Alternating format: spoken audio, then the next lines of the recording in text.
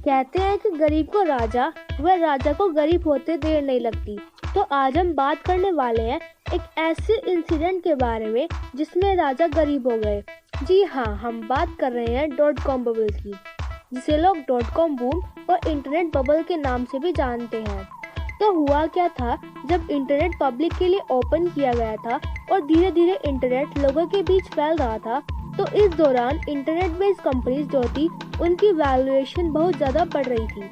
Investors बिना कुछ छोटे समझे ही उनमें पैसा डाल रहे थे और ये इतना ज़्यादा बड़े लेवल पर हो रहा था कि लोग अपनी जॉब छोड़कर अपनी खुद की इंटरनेट बेस्ड कंपनीज खोल रहे थे।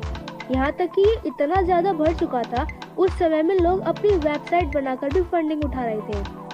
गलत चीज़ सही हो रही थी और ये सिर्फ नाम के पीछे .com लगा देने से आपकी कीमत रात रात डबल हो रही थी। तो उसको और डीप में समझने के लिए थोड़ा पास्ट में चलते हैं और इसे डीप लोग समझने की कोशिश करते हैं। तो 90s की शुरुआत होने से पहले ही 1989 के नवंबर महीने में बर्लिन वॉल का गिरना, हालांकि इसका असर थोड़े समय के लिए ही था। इसके बाद ही मिड 1990s में यूनाइटेड स्टेट में मंदी आना।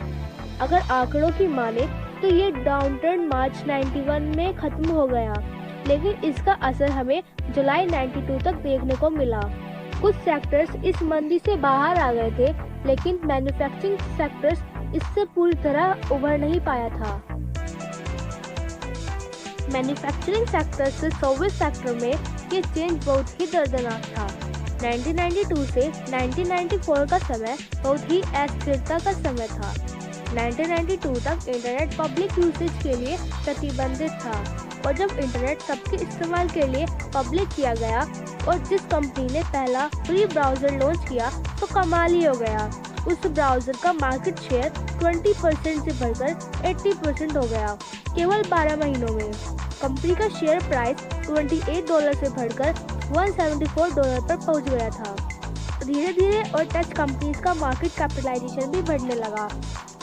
याहू अप्रैल 1996 में और अमेज़न मई 1997 में पब्लिक हुई और इनकी मार्केट वैल्यू $848 मिलियन और $438 मिलियन आकी गई। 1998 में आते आते उनकी वैल्यू 4 गुना बढ़ गई। इन्वेस्टर टेक कंपनीज में पैसा पानी की तरह बहा रहे थे, ये सोचकर कि आने वाले समय में ये कंपनीज ढेर पैसा कमाएगी। अगर हम अमेरिका के बाहर दुनिया में बात करें तो बाकी देशों के हालात बिल्कुल भी ठीक नहीं थे, जैसे कि थाई, इंडोनेशिया और साउथ कोरिया के भी हालात बिल्कुल भी ठीक नहीं थे। उनकी इकोनॉमीज भी घुटनों पर आ गई थी और रशिया में रबल क्राइसिस हो गया। रशिया वो देश जिसके पास 10,000 न्यूक्लियर बॉम्ब का भंडार था, उस देश ने बोल दिया कि उसके पास कोई पैसा ही नहीं है देने के लिए। इसके अलावा यूरोप में भी कुछ ठीक नहीं चल रहा था और अंत में इन्वेस्टर्स को सिर्फ एक ही जगह नजर आ रही थी, वो थी टेक कंपनीज। अकामाई टेक्नोलॉजीज नाम की एक कंपनी थी जिसकी शेयर प्राइस पहले ही दिन 400% तक बढ़ गई थी। 14 अप्रैल 2000 में NASDAO अपने सबसे ऊंचे स्थान 5048 पर था और फिर क्रैश होने के बाद 3321 पर पहुंच गया अप्रैल में। और फिर वो हुआ जिसके बाद पूरी दुनिया सकते में आ गई। फिर हुआ 9/11, दुनिया के सबसे ताकतवर देश अमेरिका पर आतंकी हमला।